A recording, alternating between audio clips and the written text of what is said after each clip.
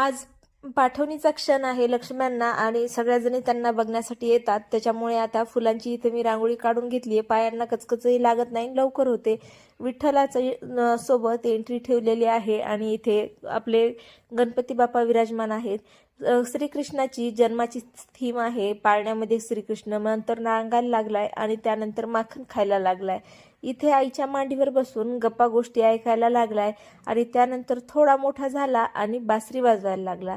मग थोडासा गायींसोबत पण राहायला लागला आणि तरुण वयामध्ये राधेसोबत. या प्रकारची अशी मूर्तींचे सेटअप आम्ही केला होता कृष्णाच्या.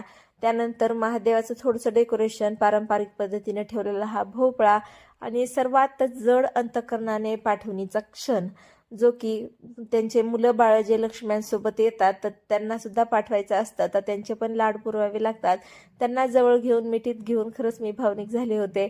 असं सगळे आपले इमोशन्स यांच्यासोबत इतके जुडलेले आहेत की यांना जाऊ देणं म्हणजे फारच अवघड गोष्ट आहे. पण 1 वर्ष आपल्याला वाट बघावी लागणार, हे परत येणार.